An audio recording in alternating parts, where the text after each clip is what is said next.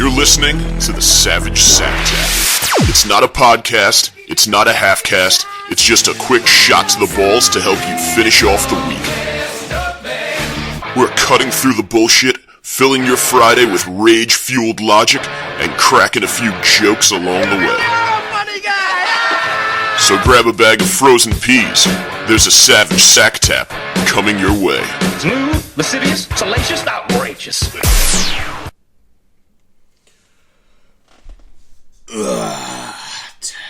Testing, 1, 2.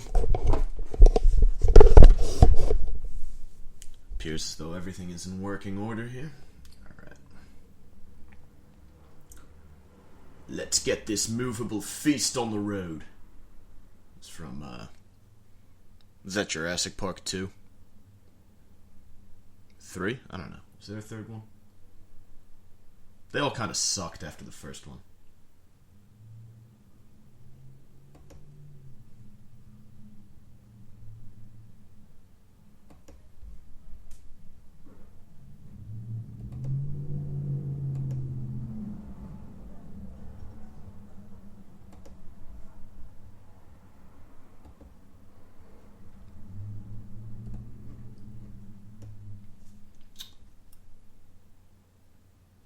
Alright, we'll start now. I might leave some of that shit from the beginning.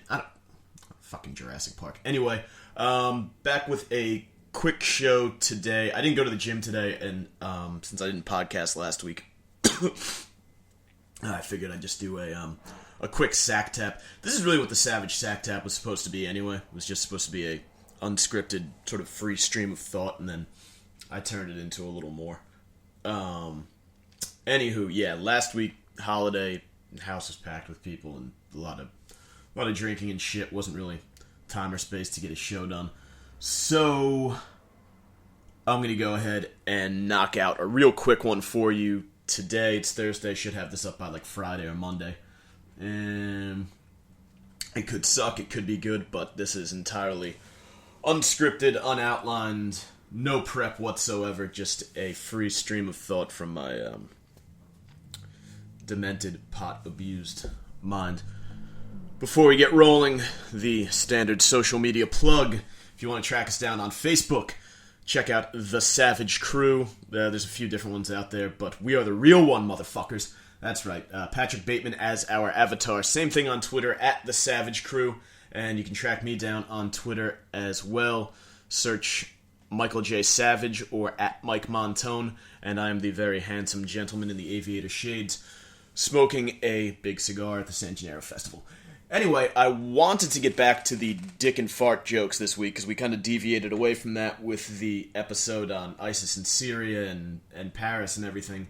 But USA, year 2015, we had another awful mass shooting. This one out in San Bernardino, California. And the New York Daily News came out fucking swinging this morning. Well, actually, the New York Post did one cover, I think blaming Islam. Let me see what they... Grab my phone. Be back in a second.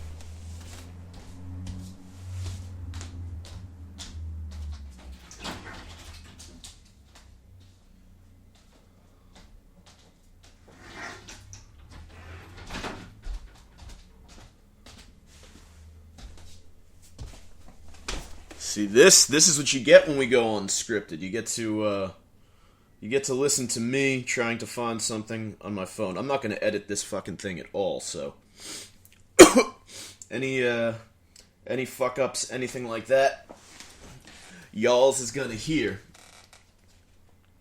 Okay, just pulled this up from the internet. The Daily News has as their front page, "God isn't fixing this," and of course, the New York Post has "Muslim killers terrorized as couple slaughters 14 in California."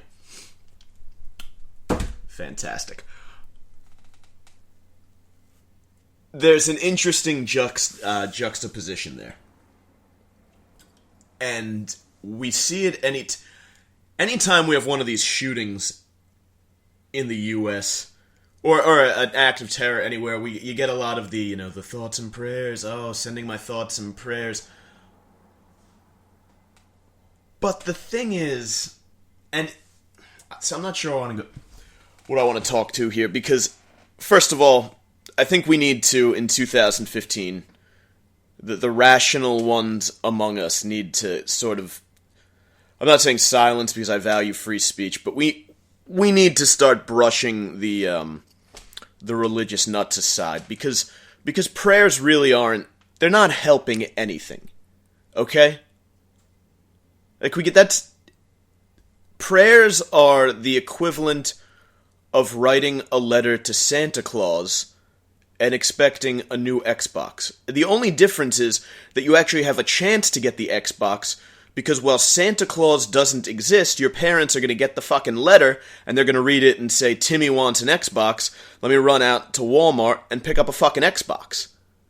Nobody's getting the prayers and then making good things happen. It doesn't work like that in the physical world.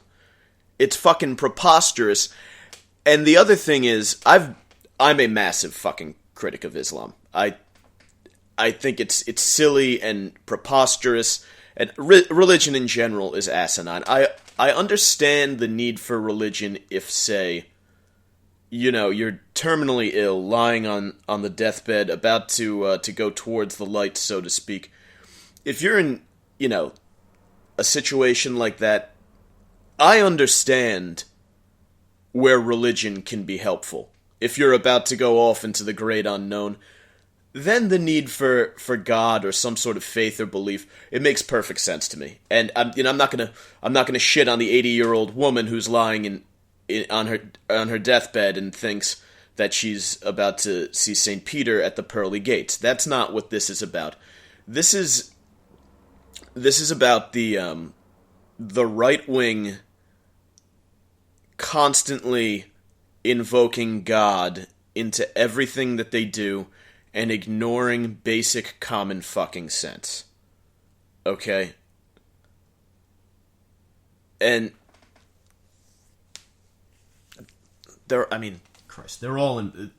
For those who are unaware, there's a frightening number of lawmakers in this country who are in bed with the NRA. What's it called? On Twitter here, there's this fucking guy. I retweeted him last night. Let me pull this up.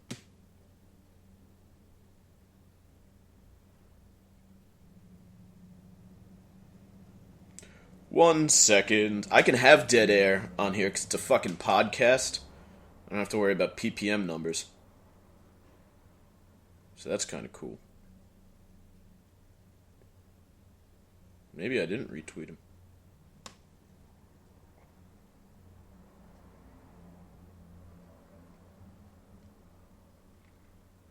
Yeah, fuck. I didn't retweet him, so I can't find his account. Anyway, there's this dude on Twitter who every politician, and most of them are conservative Republicans, every one of them that has been tweeting or issuing their prayers to the victims and their families of the people of San Bernardino, he's posting all of the pro-gun, anti-gun control legislation that they've sponsored, or the funds that they've received from pro-gun groups like the NRA and everything. And I'm not saying this because I hate firearms. We're gonna get into that in a little bit. I actually fucking love guns, but there's a hypocrisy on the right where they will justify almost anything they do by invoking the name of their Lord and Savior, Jesus Christ.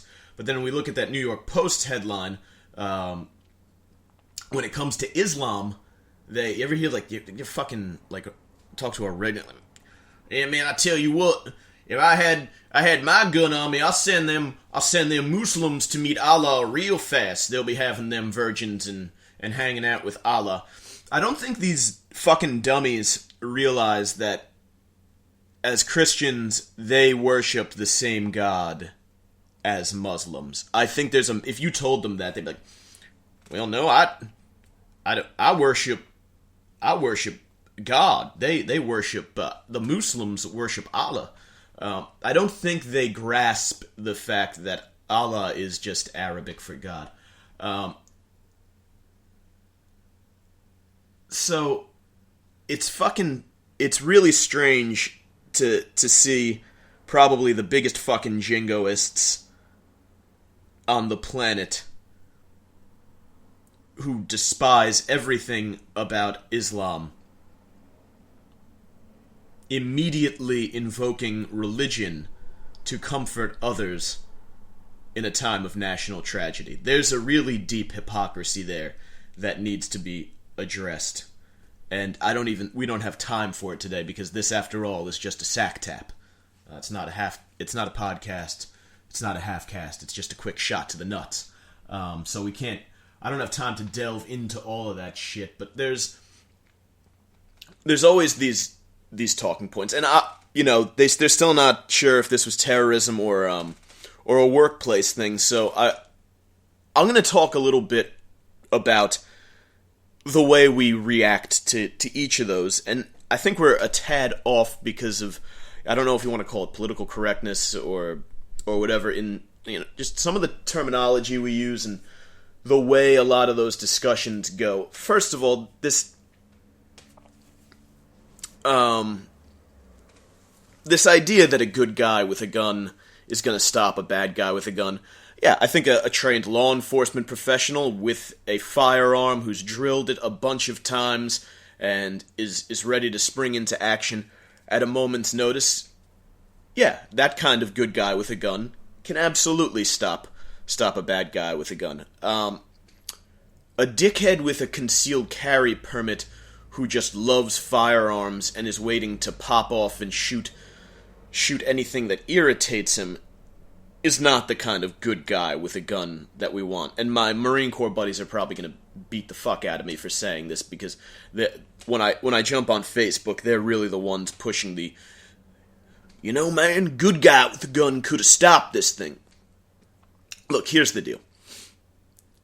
And if you've gone on a combat deployment, or if you served in the military before, then you understand that there's sort of different zones of thinking, mental states you can be in at any given time. And the vast majority of people walk around in what we call the white. Completely oblivious to their surroundings. They're at peace. They don't think anything bad's going to happen. Teacher in a classroom, couple having dinner in a restaurant. That's the white. You're not focused on the possibility for bad things to happen, and then it escalates through yellow, orange, red, where you become more and more aware and alert, and you're ready to spring into action at a moment's notice. Well, if you're in the white and something traumatic happens, most people will go immediately into what's called the black, which is where they essentially lose control of their ability to function in a rational and intelligent manner. Now, if someone walks into a holiday party covered in body armor and carrying an automatic weapon and starts popping off shots at unarmed people, even if you are carrying a firearm and you think that you're ready to use it at a moment's notice, the overwhelming odds are that you are going to go straight into the fucking black. Okay? And then what we have is a more dangerous situation, because we now have our shooter or shooters plus some jackass with a firearm who thinks he's going to save the day, but his heart rate's racing. He can't get his breath under control. He can't get himself into a good shooting position. He's not wearing body armor, and he's probably firing back at people who are prepared and ready to do this. He's not gonna do fucking shit to help the situation. The absolute best case scenario is maybe he gets off a lucky shot. The more likely scenario is that he pops up and tries to shoot back and either gets lit up with fucking bullets himself or accidentally shoots another innocent bystander. Alright, anyone who's ever fired a gun or gone through any kind of combat marksmanship training will tell you that it requires a great deal of focus. You need to control your breathing, remain calm, keep your heart rate nice, and even to take good, well-aimed shots, okay? And when you're in a combat situation, you've developed the mindset to do that effectively. Some dude carrying a Beretta or a Glock at a Christmas party, when shots start going off, unless this is someone who's spent a considerable amount of time training and preparing for this exact scenario, just is not equipped psychologically to do that. And I'm not saying that people shouldn't be allowed to have concealed carry permits. I think there should rigorous testing and screening. Certain people should be allowed to, former SWAT members, former cops, former military, if deemed responsible, I could make a very good argument for allowing them to have concealed carry permits and contributing to our overall security in a very volatile world. But this idea that your average Joe is going to be walking around strapped and alert and ready to engage at all times is just not... It's not smart. It's just fucking dumb, okay? It's fucking stupid that people think like that. You see it usually down in, like, Florida or some shit. You'll catch a news report about, I think there was that guy who capped a couple guys in a movie theater because they were fucking texting or their ringtone kept going off, so he shot them. I'll be blowing up. That's their good guy with a gun scenario. And they'll be like, well, that wasn't a good guy with a gun. That was a bad guy with a gun. Shot some innocent people. But he's the guy who shoots a couple people for texting in a movie theater is what you get when you have someone carrying a fucking gun around 24 hours a day ready to spring into action. Because, as going back to that color scale I talked about, if you spend too much time in the orange or the red, you can't, by the way, because it will stress the fuck out of you. That's why combat units take rest days, where they don't do shit, and they hang out and they watch radios and they relax and they lift weights. Because if you spend an excessive amount of time in that orange or red, your stress levels will be through the fucking roof. Your body will be releasing massive amounts of a hormone called cortisol. Your heart rate's going to be up all the time. And remember, combat deployment, say you're doing it for 6 months, you're in the orange, red on a regular basis. That takes a toll on the human mind and body, and it definitely affects decision-making coming back. You drive down the street with a guy who's been to Iraq, and the first couple of weeks he's back, he's swerving around fucking garbage bags because he thinks it's an IED. Apply that mindset to a civilian carrying around a gun on a daily basis, and it doesn't end after 6 months because he doesn't come home from the deployment. His, in air quotes, deployment is to the drugstore, or to the movie theater, or to the mall, or to work, and it's every fucking day. That's not the guy that you want making a decision with a firearm during a time of high stress. Okay? So there needs to be a better answer to this than a good guy with a gun is gonna stop the bad guys with the gun. Because it's not gonna fucking happen. Okay? And there's this brainwashing on the right from the NRA. It's a trickle-down effect. Groups like the NRA support conservative Republican campaigns for whatever office they're running for, in exchange for legislation. And there's also a threat there. And the threat is that those politicians have to fucking play ball, or the funding is going to go away, and groups like the NRA are going to tell their membership, hey, Senator XYZ fucking bomb. And for a while, I thought that the, I don't want to call them anti-gun, the gun control crowd, I thought they were a little out of their minds on some of this stuff, but the more this keeps happening, the more we need to address this issue. I don't think it's making guns illegal is the answer, but there certainly needs to be, I guess call it an intelligent middle ground in the entire thing. And again, they're not sure if this yet, as of this recording anyway. I guess more might come out down the road if this was terrorism or like a workplace violence scenario.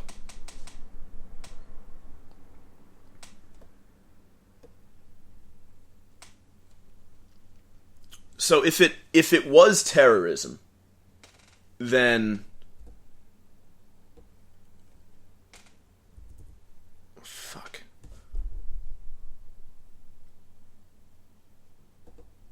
If you're wondering why I'm stumbling over my shit, it's because Norton keeps putting pop-ups on my fucking screen, and it's fucking up my ability to record. Okay, here we go.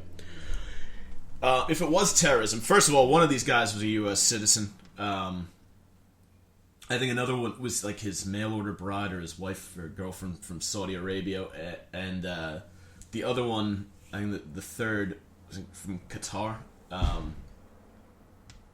So for all this insanity about Syrian refugees, like fucking destitute families trying to run away from terrorists in the Middle East, crossing our fucking borders over the course of an 18 to 24 month process, if this was actually Islamic terrorism, we have a U.S. citizen and people from Saudi Arabia and Qatar who are apparently our allies engaging in it. So this entire fucking Syrian refugee thing is at least somewhat debunked there. Which, just a side note on this fucking 9/11 celebration thing that seems to be the new cause du jour of every internet activist on the fucking planet. There are millions of people living in the New York area. Much of that population is Middle Eastern, Muslim, Arab, however you want to fucking classify them. Based on pure math, there are bound to be a few who were happy about the 9/11 attacks. So if we have pockets of a couple dozen celebrating in various places where there are large amounts of these people, it really doesn't mean as much as people are trying to make that out to mean. Okay, if fucking 30 people in Patterson celebrated after the attacks, yeah, it's disgusting and it's horrible, and I don't like it, and I don't like those people, but they do have the freedom to assemble and the freedom to speak. So it's our job to prevent people like that from becoming further radicalized and instead of cheering on the attacks, actually taking part in the attacks. That's what we want to prevent. If there's someone cheers for something, they're a fucking dick, and I don't like them, but it doesn't mean they should be, jailed or whatever. We need to do a better job of preventing those people from being radicalized. This is not an acceptance of radical Islam. It's an olive branch to A, moderate Muslims, and B, those people who fall in between that moderate and extreme point, kind of where they're at that tipping point where they could become radicalized, or they could get pulled back towards the middle. We need to find a way to reach out to those people and get them to not support groups like ISIS, because they're the ones who are going to be they're the ones who are going to commit domestic acts of terrorism, like the Tsarnaev brothers, and not some fucking dude walking into Turkey with a fucking backpack on and then going through a 2-year process to get refugee status in the U.S. That guy's probably not the fucking problem. If you're going to execute a terror attack, and part of your plan involves having someone pretend to be a refugee and then go through a 2-year waiting process to get into the U.S. and then begin plotting the terror attack once he gets there, you are the shittiest fucking terrorist organization on the planet, and I'm not even afraid of you.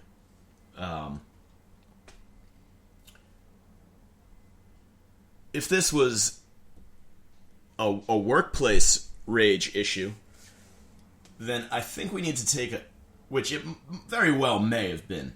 If you leave a Christmas party and you come back blasting... I know the logistics of that sound a little bit bizarre, but if this had been a thing that was building up and this guy fucking hated his coworkers and he was bitching to his wife and his friends about them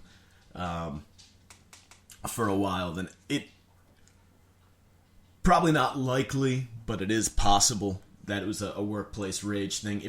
If that's the case, then this needs to also, in addition to the gun control thing, be a call for better mental health care in this country. Because I carried 2 weapons on me for 7 months in fucking Ramadi where people wanted to hurt me, and not once did I want to shoot up a bunch of innocent people. Alright, normal people do not do this. That's not mowing down a bunch of innocent people is not a normal response to stress or workplace anger. Unless you work for the post office. And this isn't... it's not stigmatizing mental illness, as I saw one idiot who apparently works in a mental health profession on Facebook, which makes her master of all things, say, but the thing is, if your brain tells you that it's acceptable to shoot a bunch of innocent, unarmed people because you're angry at them about some shit that happened around the office, then you have a mental illness. This is not we're not stigmatizing anything. You have a fucking malfunctioning brain, and it's not doing its job. The part that says don't slaughter a bunch of innocent people is not doing its job. Right? It's like a car that fails an inspection. We don't give it a slap on the rear bumper and say, get out on the highway. You make it come back and get re-inspected, and if it's not in good working order, we don't let it go back on the road, okay? So, with that said, not only do we need some serious mental health reforms in this country, which, by the way, an improved mental health care system would create jobs, and prevent, hopefully, shit like this from happening. We also do need some common sense gun control, and I know different states have stricter shit, like New York, New Jersey, you can't get a concealed carry permit for shit. Like, it takes forever, and if you fib about, like, a fucking parking ticket from 20 years ago, you're not getting one. As a result, most of the gun crime in New York and New Jersey is restricted to gangbangers shooting it out with each other with illegal firearms, and while that shit is horrible, they tend to do it in their own neighborhoods, like it's not happening at the fucking mall or at a Christmas party. Like, you know, I'm not saying that lives in those neighborhoods don't matter, because they do. All human life is important, but you do see a stark difference in the amount of shenanigans like this, I think, going on in states where firearms are less easily accessible. So we need... the process to own a firearm in this country across the board should involve, first, a lengthy background check to even get into a gun purchasing program, followed by mandatory safety, maintenance, training with the weapon, etc., a psych evaluation, and then another series of background checks that follows up on the initial series of background checks, so that we can be positive that the guns are winding up in mostly the right hands. Yeah, we're never... you look at the drug war, abysmal failure. You know, making something illegal does not necessarily prevent the criminal element from getting their hands on it. I'm less worried about criminals with firearms, because that's what that's why we have a fucking police force, okay? I'm more concerned about fucking lunatics with firearms. Okay, they're the ones that we want to prevent from getting their fucking hands on a weapon. The criminal, they're gonna get them, and you know what? If the Bloods and Crips want to shoot the fucking shit out of each other out in Bed-Stuy, then it's unfortunate, but it's gonna happen, and they're gonna have to clean up their own fucking neighborhoods. Or the NYPD will, and then they'll rally and complain that the cops are being unfair with stop and frisk, and this entire fucking cycle perpetuates itself. But that's not what this is about. This is about preventing the horrible mass shootings that we see here in the U.S. on just a frightening scale now. And this idea that the way right has, that they're in love with the fucking Second Amendment. And I think the Constitution's pretty fucking awesome. I think freedom of religion, free speech, freedom to assemble, all this shit is essential, but we've changed laws in the U.S. in the past. So it might be time to take a look at the Second Amendment, and I'm not saying we have to repeal it or get rid of it, but it might be time to adjust our interpretation of it. Okay? When the Constitution was written, people were firing like fucking, like muskets and weapons that if you got like a little water on a piece of flint, it wouldn't fucking fire, and it took 7 minutes to load the fucking rifle.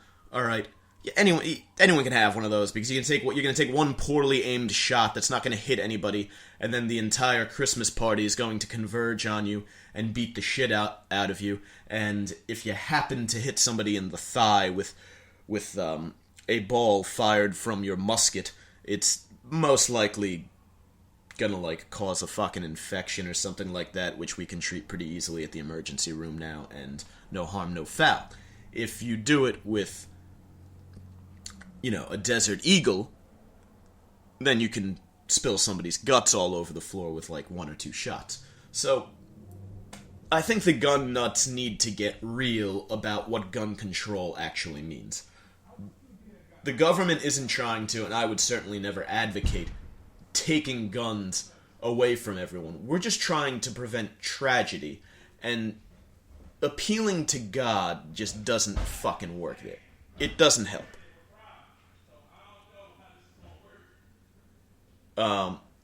And by the way, if your God allows for, on a regular basis, innocent people to be mowed down in mass shootings around the world and blown up by acts of terrorism, then your God's a fucking dick, and you probably shouldn't worship him, alright? We've got floods and famine and plagues, and he's smiting his fucking enemies, and making his minions kill anyone who literally doesn't worship him. God is essentially the popular chick who pours her drink on Lainey in She's All That. That's what God is. Everyone has to worship me, or else I'm going to fuck your shit up in front of the entire planet, so do whatever the fuck I say. God is essentially a really cunty, popular high school girl. And eventually, everyone in 2015 needs to see that even though God is very popular around the world, he is a big-time fucking cunt. Enough about that. If you hear giggling and laughing in the background, that's the mailman. He is in a rather jovial mood today. Not sure why.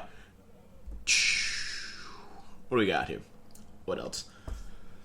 On a lighter note, it was my day off from the gym, as I said before, so I was watching, getting down on a little Home Alone 2 this morning, which is a sweet fucking movie. I DVR'd a bunch of Christmas movies.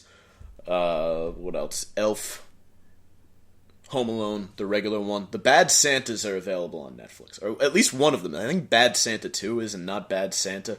It doesn't make a fucking ounce of sense to me, because I like to watch my movies sequentially.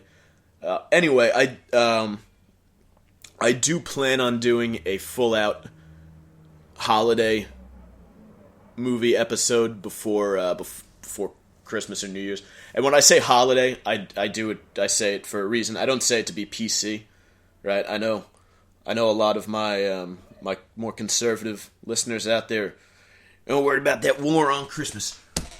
Goddamn Jews and Muslims don't want you celebrating Christmas no more. Change my Starbucks cup. I go to Dunkin' Donuts. They still say Merry Christmas. No, I say holiday just because it's easier than saying Thanksgiving, Christmas, New Year's.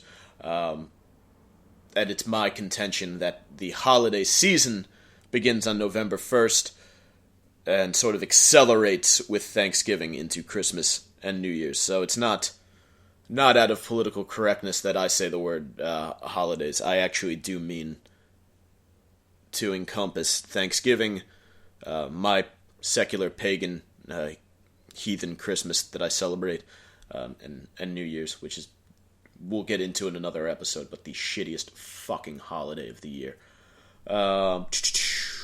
What else? It requires a massive suspension of disbelief to accept the idea that Harry and Marv, who got picked up for burglary in a Chicago suburb, so they'd presumably be jailed somewhere in the Midwest. These two incompetent morons who got tricked and beat by a child. And not like, I'm not talking about a 2015 child. To be totally honest, if you took a kid from the 2000s and put him up against two middle-aged burglars, I might actually bet on the kid, because kids today, they're fucking pussies, but they're so fucking savvy, it's not even funny. Like, they're fifth graders who are already Snapchatting pictures of their genitals around to each other. I didn't even see a fucking vagina in real life until I was in, like, 10th grade. 9th? 10th? I don't fucking know. Yeah, that sounds about right. There's just a huge suspension of disbelief that goes on here. That they somehow busted out of jail. Let's say they're even in a minimum security lockup. There's no fucking way those two are getting out. And then they hopped on a fish truck and caught a ride to New York. I don't know. Their intent, so it was no accident that they wound up in New York. It was their intent to get to New York City. This is before the internet or anything like that. So somehow they would have had to find a New York City bound fish truck, go undetected getting out of jail and getting onto that truck, and then ride it with, by the way, enough provisions for a winter's ride in the back of a fish truck from Chicago to New York. So I'm calling bullshit.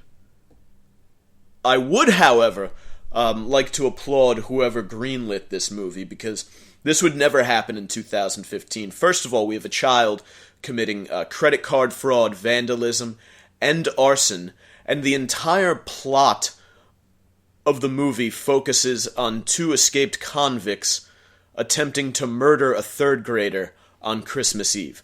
There's not a fucking chance you would get this thing greenlit in 2015. So I would like to thank the 1990s for providing us with this Christmas holiday classic, because it is one of my favorites. I think if the movie were to get released in 2015, what we would probably see is Kevin McAllister getting accused of sexual assault after that weirdo bird lady invited him back to that hideout above the concert hall, which I don't know how's that work? She's a fucking homeless bird lady, but she hangs up there amongst all of these like really valuable instruments and shit. I'm going to get to that in a minute, but yeah, in 2015, Kevin would get accused of sexual assault, be her word against his, and without any physical evidence to prove him innocent, Kevin would probably wind up getting booted from elementary school, and you'd have feminists tweeting that, you know how he gives her the turtle dove as a gift? the feminists would be all over Twitter with like, turtle doves don't equal consent, hashtag yes all women. I'm not even sure why he gave the ugly bird lady the turtle doves. That in and of itself doesn't... Her entire story is preposterous, and she's fucking leaving something out. Because she says she used to have a job and a family and shit, and that things went south because the guy who she was married to started loving someone else.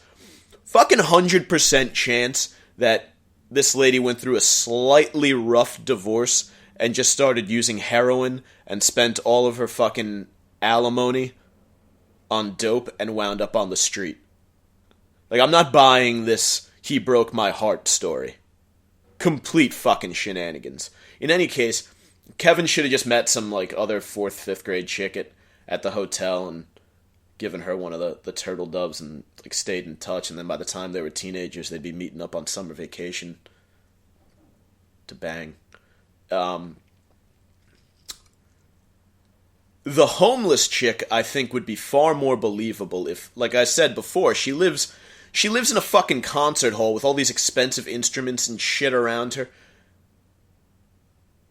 Wouldn't she just take that stuff to, like, a fucking pawn shop or go sell it, make money, and slightly improve her station in life instead of walking around covered in fucking bird shit covered rags? Like, that doesn't make an ounce of sense. There's no maybe she did have a job and she got fired for being an incompetent fucking moron, because I think anyone with half a brain, if they were in that situation, would do that. They would say, hey, look at all these pricey instruments. I could sell that Stradivarius over there for a pretty penny. What say I get down to the pawn shop and do so? Well, maybe you wouldn't even go to a pawn shop. You'd have to go somewhere nice. So what you'd have to do is, I would do this. I would go to Goodwill, get myself some decent-looking second-hand clothes. I would use panhandling money to do all this. Panhandle for like a week straight. You can go, homeless shelter, take a shower, clean yourself up. You go to Goodwill, get some decent-looking, cheap second-hand clothes so that when you go to sell the stuff, you're going to look respectable. Then, every day, you take a different instrument and you go to a dealer, and you sell that shit. It's going to be secondhand, going to be used a little bit, but it's still quality stuff. You make some cash. You go to the bank, you're going to open up a fucking bank account. Savings account. So you get some interest going. Maybe you sell enough instruments, you open up your own IRA. All of a sudden, you're back in business. You can become a full-on secondhand musical instruments dealer if you want to. Fucking preposterous. That's what I would do if I was the homeless bird lady in Home Alone 2. I think they could have made the homeless chick more believable, though, if she had been, like, smoking K2 and jerking off on the subway. That's what the New York homeless do, okay? They don't... The New York homeless do not take in fancy music and spend all their fucking money on birdseed and hang out with children in the park. Unless it's under the de Blasio administration, you might see a little of that coming back. But my homeless, my New York City homeless, masturbate on the fucking subway and they smoke synthetic marijuana. Those are the New York homeless that I know and love, and that I give dollar bills and extra quarters to help support that drug habit. What else? I got nothing left. This was just a quick show. Before I go, final social media plug. You want to find us on Facebook. We are, once again, The Savage Crew. Patrick Bateman is our avatar. Same thing on the Twitter, at The Savage Crew. You can find me on there as well, at Mike Montone, or just search Michael J. Savage. Look for the fine-looking gentleman smoking the cigar wearing the aviator shades. And this time we are going to include... It's just too fucking miserable for the holiday season to go without tunes again. So... to divert your attention from the bleakness of the human condition in 2015 is Run DMC, Little Christmas in Hollis.